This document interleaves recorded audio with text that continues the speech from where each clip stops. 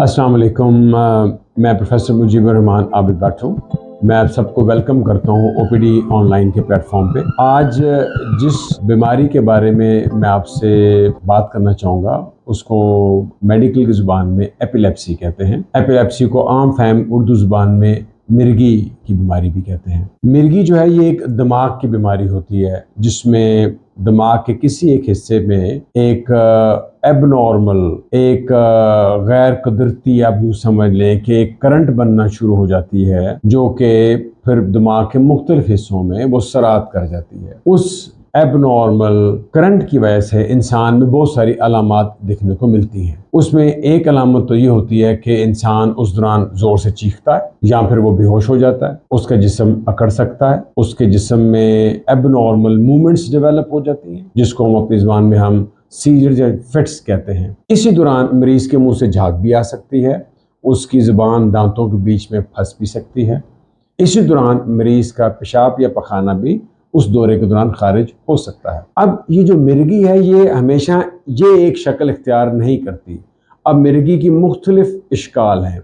एक शक्ल मिर्गी की ये भी होती है कि जिसमें एक बच्चा है, उसकी उम्र चाहे 5 साल है या 10 साल है, और वो बैठे बैठे एक ही जगह पे कुछ सेकंड के लिए रुक जाता है।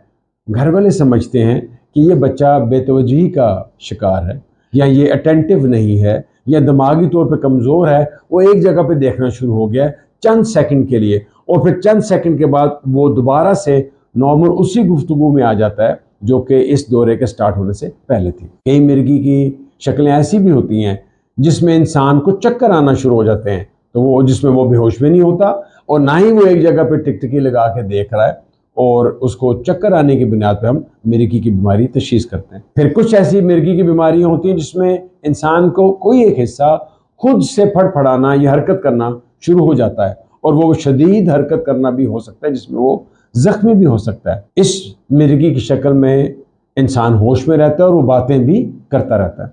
सो इसका मतलब ये हो गया कि एक आम शख्स जिसका मेडिकल की फील्ड से ताल्लुक़ नहीं है, जब कभी भी वो ये चीज़ उसके मुशाहिदे में आए कि ऐसा शख्स जो या तो बेहोश हो रहा हो या जिस्म का कोई हिस्सा उसका फड़फड़ा रहा हो, हरकत कर रहा हो, उसमें एबनॉर्मल मूवमेंट्स डेवलप हो जाएं, तो उसको मिर्गी समझे और करीब तरीन अपने किसी न्यूरोलॉजिस्ट या न्यूरोफिजिशियन से कंसल्ट करें। मिर्गी की बीमारी आप लोगों की इत्तला के लिए बता दूं कि ये तकरीबन 1% लोगों में पाई जाती है। इसकी मिसाल आप यूँ ले लें कि अगर हम 100 खास हमारे सामने बैठे हुए हैं जो कि बिल्कुल हेल एंड हार्टी हैं, उन्हें कोई और बीमारी नहीं रही होगी, ना उनको शुगर की बीमारी है, ना उन्हें ब्लड प्रेशर की बीमारी है, लेकिन उन 100 में से एक को मिर्गी की बीमारी होगी।